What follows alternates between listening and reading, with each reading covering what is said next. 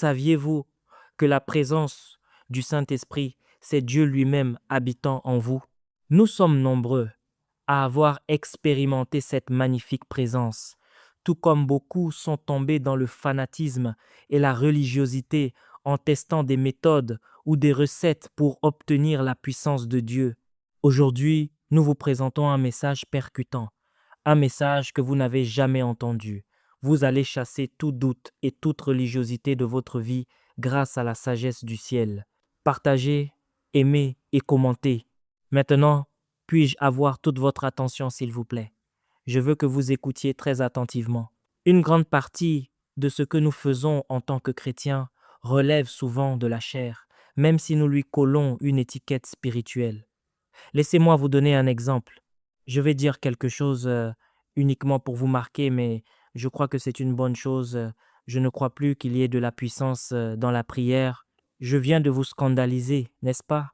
Eh bien, je ne crois pas qu'il y ait de la puissance dans la prière, car les musulmans prient, les hindous prient aussi, et les religieux prient. Il n'y a pas de puissance dans la prière seule. La puissance réside uniquement dans la présence de Jésus. Lorsque nous sommes en communion avec le Seigneur, il y a de la puissance, mais lorsque les gens récitent des prières, il n'y a aucune puissance. Les musulmans prient 5 fois par jour, les religieux prient tout le temps, et vous les voyez fréquenter toutes sortes de lieux et d'églises. La majorité de ces personnes ne connaissent pas le Seigneur. C'est pourquoi, ce soir, je veux vous parler de la pratique de la présence du Seigneur, car c'est là que se trouve véritablement la puissance. Je veux commencer par vous raconter une histoire. Il y a de nombreuses années, je prêchais pour mon amie Catherine. Nous aimons tous Catherine. C'est l'une de mes plus douces amies au monde. Je m'étais rendu à Denver, dans le Colorado. C'était en 84 ou 85. En marchant dans l'allée, j'ai regardé une femme et je lui ai dit, « Madame, le Seigneur me dit que vous avez un cancer. » Elle a répondu, « Non, non, ce n'est pas vrai. » J'ai insisté, « Si, vous l'avez. » Elle a répété, « Non, je ne l'ai pas. » J'ai dit, « Si, vous l'avez. » Nous avons commencé à nous disputer. Catherine était assise sur l'estrade, fâchée contre moi. J'ai répété à cette femme, « Madame, le Seigneur m'a dit que vous avez un cancer. » Elle niait toujours. J'ai alors dit, « Écoutez, si je me trompe et que Dieu ne m'a pas parlé de vous, je quitte le ministère. » J'ai été très audacieux. J'ai ajouté, « Ne me dites pas non quand le Seigneur me dit oui. Et je ne partirai pas d'ici tant que vous n'aurez pas admis que vous l'avez, car lorsque le Seigneur nous parle, nous savons qu'il a parlé. » J'ai dit à cette dame, « Soit Dieu ne m'a pas parlé, soit vous êtes en train de me mentir. » Vous imaginez la tension dans l'auditorium. La chère Catherine, assise sur l'estrade, était très perturbée pendant ces quelques instants. Plus tard, elle et moi en avons discuté. Quoi qu'il en soit, cette dame venait d'écouter un prédicateur de la foi qui disait à la congrégation de ne jamais confesser la maladie. C'est alors que la femme a éclaté en sanglots et toute l'église l'a entendue s'écrier « Je ne dois pas le dire, je ne dois pas le dire, je ne devais pas le dire. » Je me suis alors un peu mis en colère et je lui ai dit « Madame, la foi ne nie pas les faits. Personne n'est jamais venu à Jésus en disant qu'il ne devait pas parler de son problème. L'aveugle a bien dit qu'il était aveugle. Quand le Seigneur lui a demandé ce qu'il voulait, il a répondu qu'il était aveugle. Il n'a pas dit qu'il ne supposait pas le dire. Ce que j'essaie de vous expliquer est très simple. Beaucoup de personnes ont été blessées par les œuvres de la chair. Elles confessent en boucle qu'elles sont guéries par ces meurtrissures, mais tout cela vient de la chair. Voyez-vous, mes frères et sœurs, il existe 2 royaumes, le royaume de la chair et le royaume de l'esprit. C'est uniquement dans le royaume de l'esprit que vous verrez des résultats. Il n'y a aucun résultat dans la chair. Les gens prient dans la chair sans aucun résultat. Les gens jeûnent dans la chair sans aucun résultat. Les gens louent même dans la chair et il n'y a toujours aucun résultat.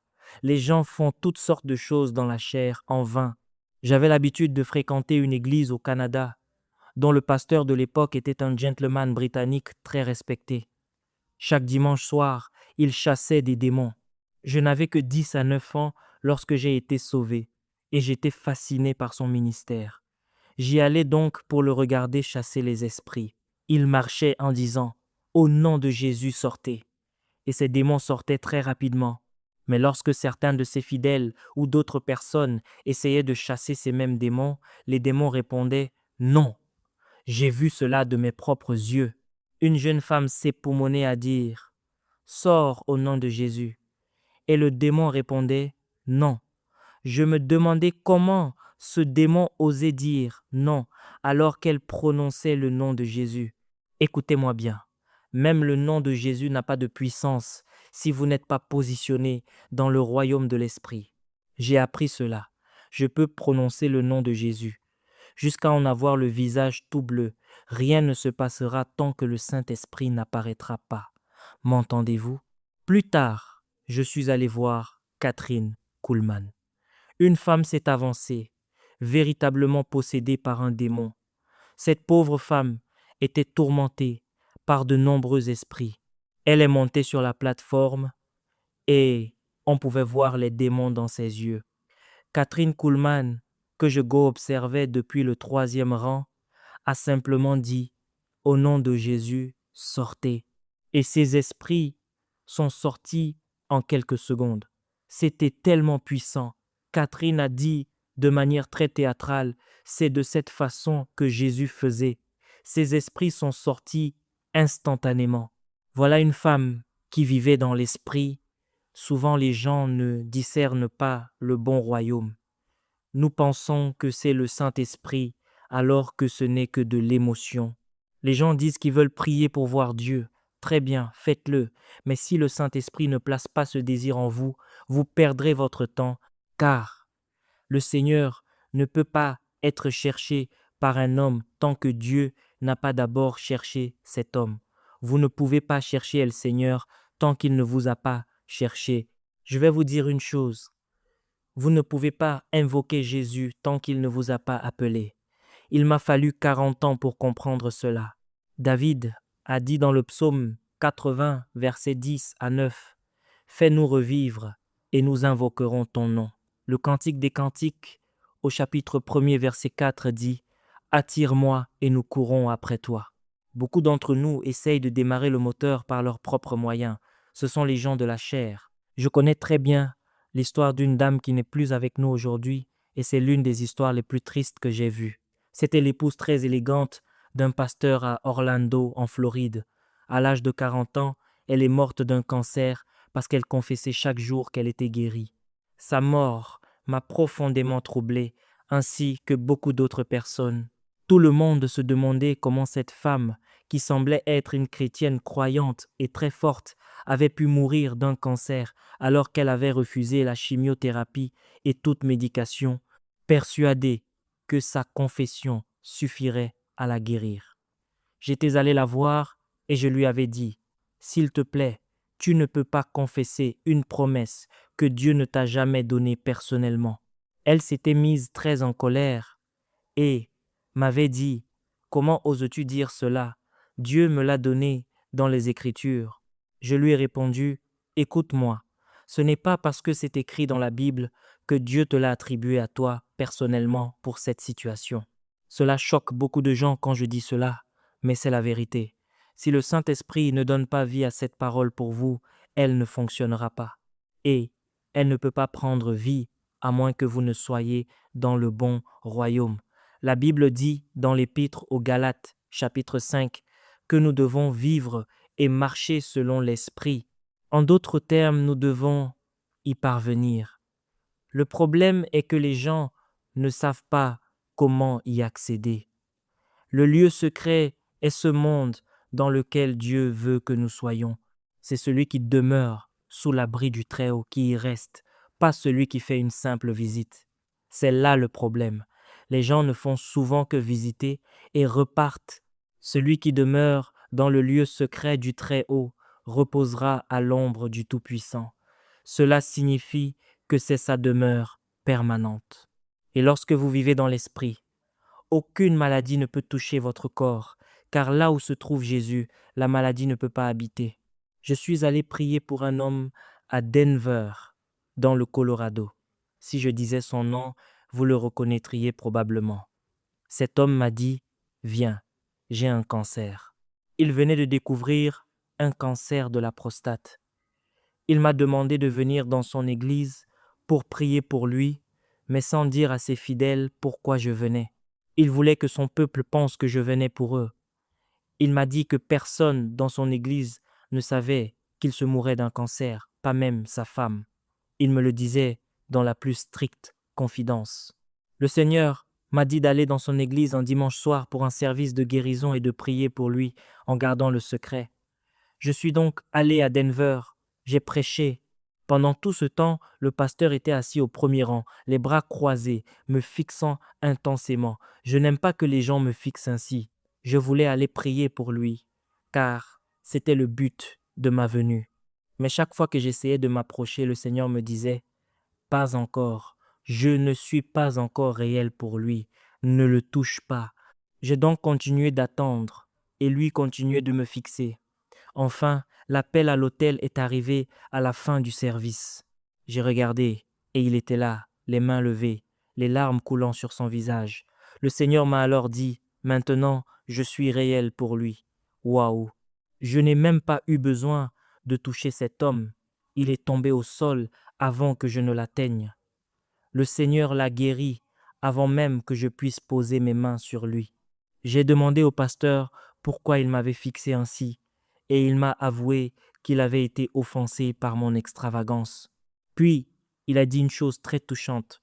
Tant que je te regardais, je ne pouvais rien recevoir, mais quand j'ai regardé Jésus, j'ai tout reçu. C'est cela la clé. J'ai entendu Catherine Kuhlman dire de nombreuses fois, quand Jésus devient plus réel que votre maladie, c'est alors que Dieu vous guérit. Quand Jésus devient réel pour vous, vous êtes guéri, c'est garanti.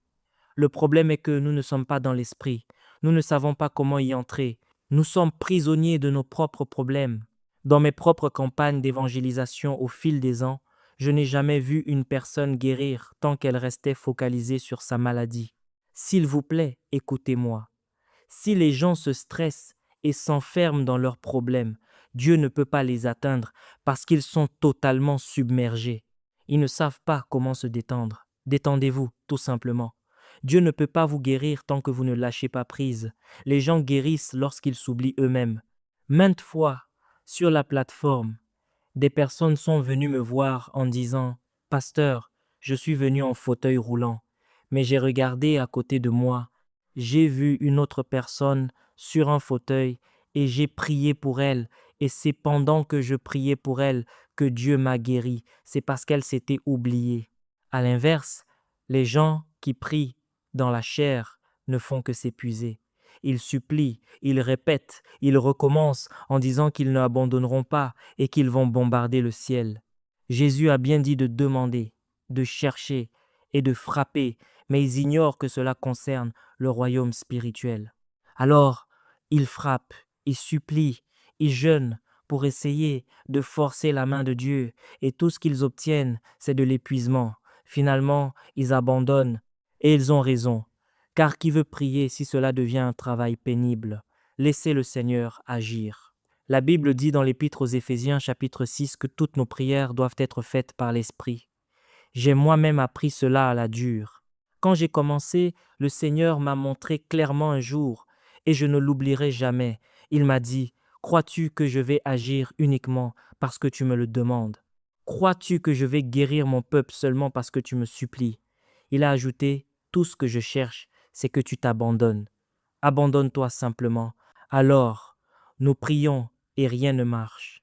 Nous jeûnons et rien ne marche. Tout reste vide jusqu'au jour où le Saint-Esprit ouvre nos cœurs et nous rappelle que ce n'est ni par la puissance, ni par la force, mais par son Esprit. La clé, vous la connaissez tous, même si vous ne savez pas toujours comment l'appliquer.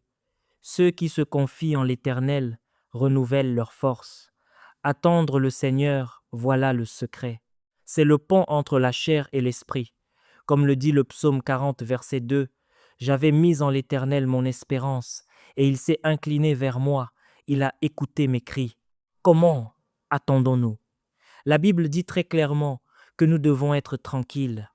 Dieu n'a pas dit de rester immobile sans rien faire. Il a demandé d'apaiser notre être. Dès que vous atteignez ce calme extérieur, Dieu apporte une tranquillité profonde à votre esprit. Vous devez comprendre une chose concernant votre esprit. Il n'y a pas deux esprits en vous, il n'y en a qu'un seul, le Saint-Esprit. La première épître aux Corinthiens, chapitre 6, versets 10 à 7, dit que celui qui s'attache au Seigneur est avec lui un seul esprit. Jésus a dit, « Moi en eux et toi en moi, afin qu'ils soient parfaitement un. » Lorsque le Saint-Esprit est venu dans votre cœur, votre esprit humain a été fusionné avec lui.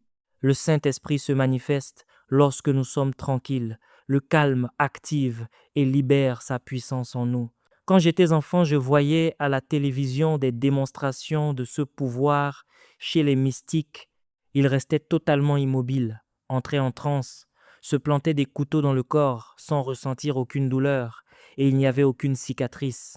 Le surnaturel se libère à travers le calme, même dans le domaine démoniaque. Dieu nous dit, arrêtez et sachez que je suis Dieu. Vous connaîtrez ma puissance. Mais nous ne voulons pas le faire, car rester tranquille demande un effort spirituel intense, alors que nous pensons qu'il s'agit de ne rien faire. Dieu parle de ceux qui s'attendent à lui, et non de ceux qui attendent dans le vide. Dieu vous permet de lui faire part de vos requêtes, mais il arrive un moment où votre liste de prières est épuisée. La plupart des gens se contentent de répéter les mêmes phrases, puis disent Amen et s'en vont. C'est là qu'ils ratent l'essentiel. Lorsque vous avez fini de présenter vos requêtes, restez simplement immobile pour que Dieu vous vivifie et vous attire à l'intérieur. Vous ne pouvez pas entrer par vous-même, vous devez y être introduit par le Saint-Esprit. C'est alors que votre force spirituelle est renouvelée. Le Saint-Esprit vous donne des ailes comme les aigles pour vous élever dans son royaume. Et la première chose qui vous arrive alors, selon le psaume 40, verset 3, c'est qu'il vous retire de la fosse de destruction. S'attendre au Seigneur désarme la chair et démantèle le pouvoir du péché. Cela fortifie votre homme intérieur et la chair perd son emprise.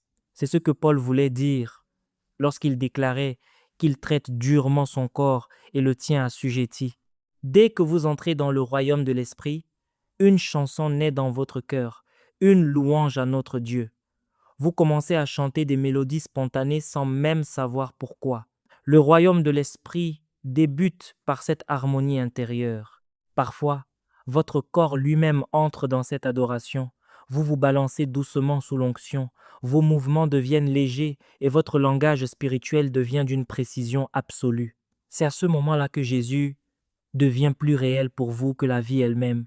Parfois, nous avons besoin d'une musique douce pour changer l'atmosphère autour de nous et oublier nos distractions, mais plus vous pratiquerez sa présence, moins vous aurez besoin de support extérieur. Une fois que vous êtes connecté dans l'esprit, les éléments de cette terre n'ont plus d'importance, car le Saint-Esprit vous anime pleinement. Dieu a donné à Moïse la feuille de route de cette présence à travers le plan du tabernacle. Il lui a montré qu'il ne s'agissait pas d'une simple visite, mais d'une habitation. Lorsque vous êtes à l'intérieur, le Seigneur devient plus réel que votre péché, plus réel que votre maladie, plus réel que vos problèmes familiaux. Tout converge vers Jésus. Dieu a dit à Moïse de placer la porte, puis l'autel des sacrifices, puis une structure de 48 piliers couverts d'or, avec le chandelier à gauche et la table des pains à droite, et enfin l'autel des parfums devant l'arche. Ce sont les manifestations de la présence de Dieu. Lorsque vous êtes en communion avec Jésus dans le royaume de l'Esprit, la foi naît naturellement. Vous n'avez pas cherché la foi, vous devez chercher Jésus, et c'est lui qui vous donnera la foi. Le problème est que les gens ont cherché la foi au lieu de chercher le Seigneur. La raison pour laquelle tant de personnes confessent leur guérison en boucle sans aucun résultat, c'est parce que le Saint-Esprit ne s'est pas encore movu en elles. Le livre de la Genèse nous donne ce secret. L'Esprit de Dieu se mouvait, et alors Dieu parla. Dieu parle dans le souffle de l'Esprit. Quand l'Esprit se meut, le monde prend vie. Dans le royaume de l'Esprit, alors que je m'attends au Seigneur, il me donne sa vie. Cela peut-être prendra une demi-heure ou une heure entière, peu importe, mais quand je suis vivifié, Jésus devient réel. Une mélodie se détache et nous arrivons à l'autel du sacrifice où le sang de Jésus devient plus réel que nos chaînes. Dans cette présence, notre cœur se brise.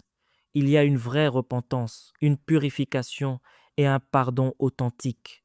Les choses anciennes disparaissent. Quand les gens confessent leurs fautes dans la chair, ils finissent par y retourner. Mais lorsqu'on se repent dans l'esprit, il est impossible de retourner à ces anciennes pratiques, car elles sont totalement effacées par le Saint-Esprit. Le stade suivant, dans la pratique de la présence, c'est la parole. C'est là que les promesses de Dieu deviennent puissantes et prennent vie. Vous vous emparez de la promesse avec une confiance surnaturelle. C'est cette assurance dont parlait Jean. Si nous demandons quelque chose selon sa volonté, il nous écoute.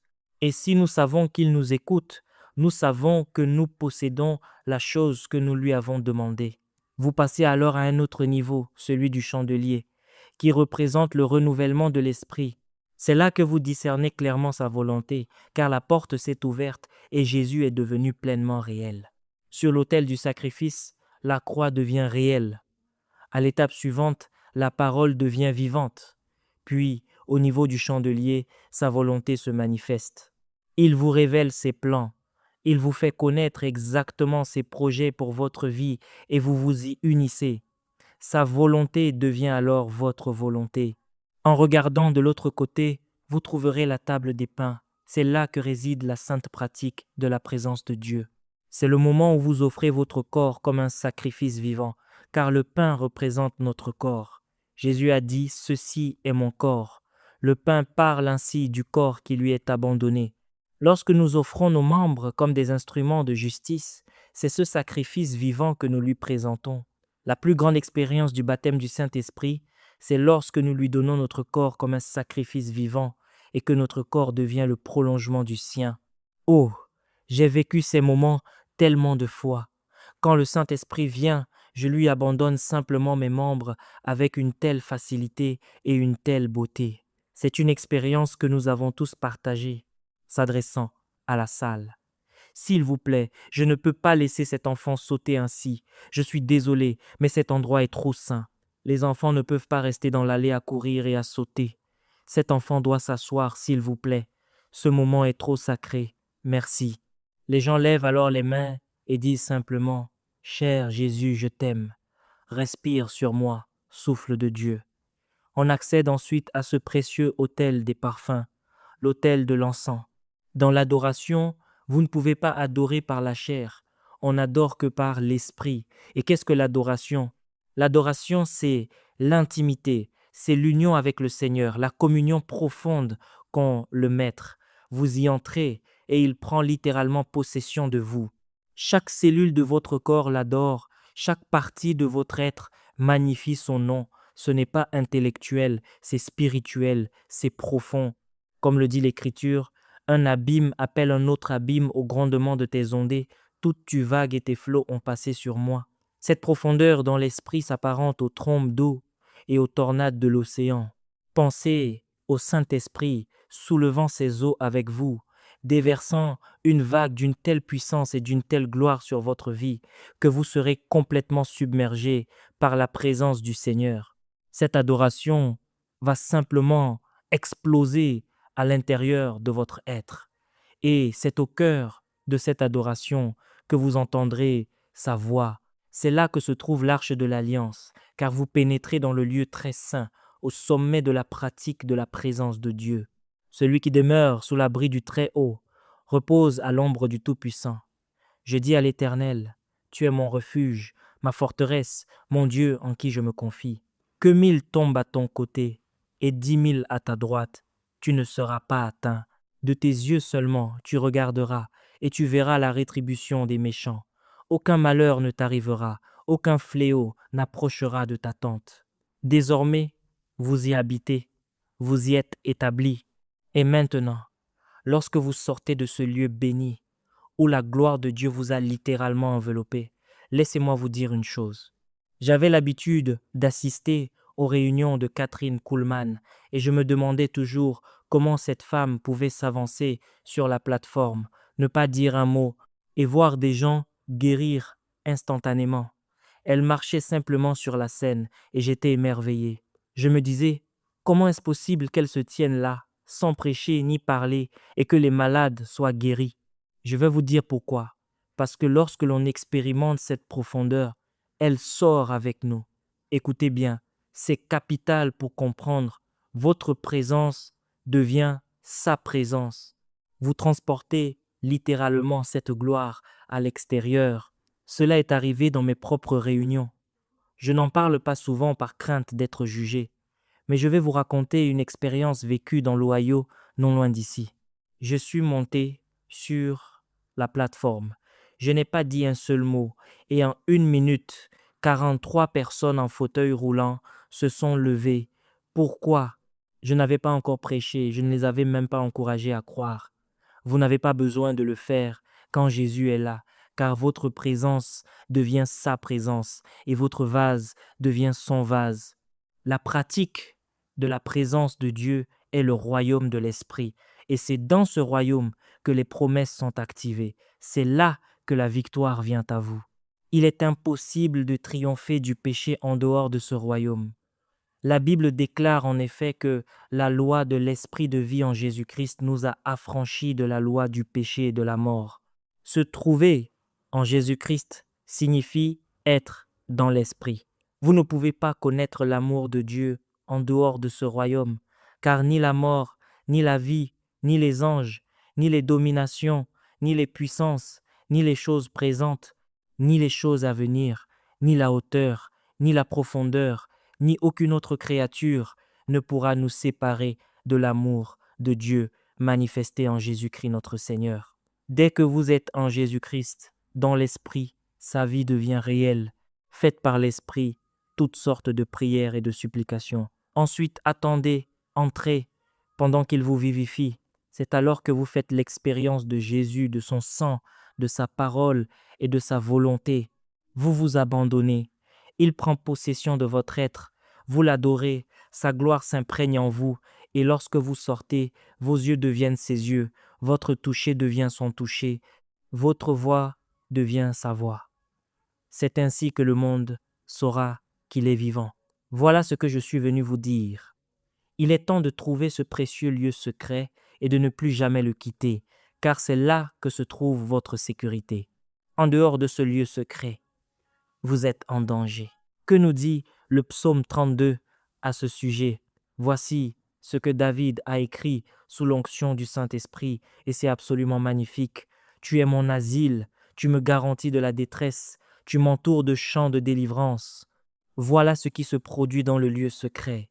Il y a quelques semaines, j'étais avec John, avec qui j'ai travaillé pendant de nombreuses années au Canada.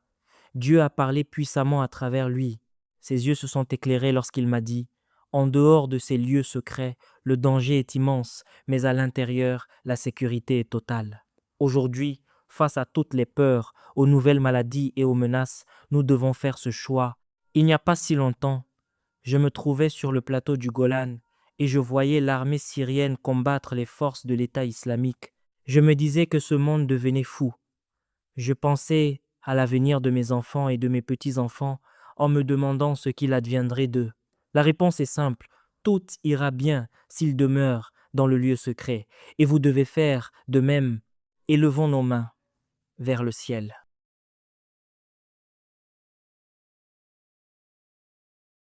Merci d'avoir regardé cette vidéo. N'oubliez pas de télécharger notre livre Les Généraux de Dieu pour davantage connaître l'histoire de ces généraux de Dieu. C'est plus de 100 histoires inspirantes, 25 biographies à l'intérieur. Que Dieu vous bénisse abondamment.